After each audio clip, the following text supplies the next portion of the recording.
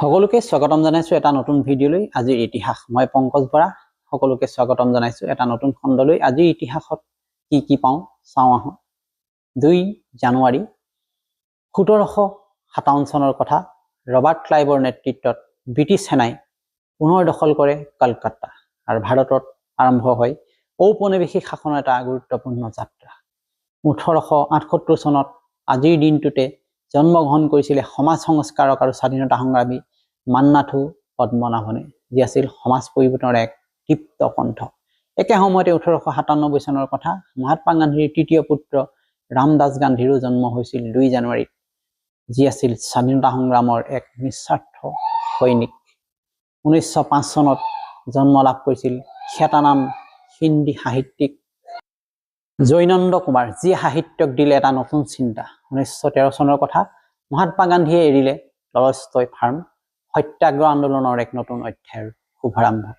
1947 চনৰ 2 জানুৱাৰী তাৰিখত দেশ বিভাজনৰ অশান্ত সময়তে গান্ধী আৰম্ভ কৰিছিল শান্তিৰ পদযাত্ৰা মানৱতাৰ এক মহান উদাহৰণ 1954 চনত 2 জানুৱাৰী তাৰিখত ভাৰত চৰকাৰে আৰম্ভ কৰিছিল ভাৰত ৰত্ন পদ্ম বিভূষণ মহান সেৱাৰ সৰ্বোচ্চ সন্মান 1975 চনত সমষ্টিপুৰ বোমা বিস্ফোৰণ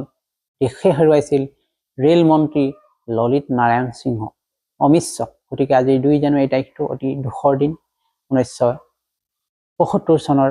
এই বোমা বিস্ফোৰণৰ সময়ৰ ক্ষণটো 1987 চনত স্বাধীনতা সংগ্ৰামী উৰিষ্যাৰ প্ৰথমজন মুখ্যমন্ত্ৰী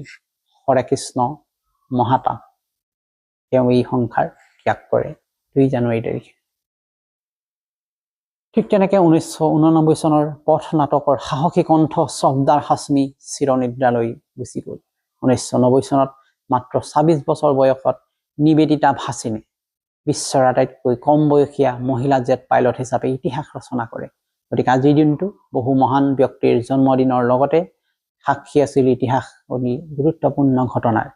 কেৰেলাৰ কিছুমান অঞ্চলত আজিৰ দিনটোত পালন কৰা হৈছে সাংস্কৃতিক উৎসৱ পৰম্পৰা গতিকে ইতিহাসে শিকায় প্ৰতিটো দিনেই আমাৰ বাবে অমূল্য প্ৰতিটো দিনেই শিক্ষণীয় গতিকে সকলোকে পুনৰ এবাৰ নমস্কাৰ জনাইছো মোৰ এই পেজখন ফলো কৰিবা শ্বেয়াৰ কৰিবা কমেন্ট কৰিবা অথবা মোৰ ইউটিউব চেনেল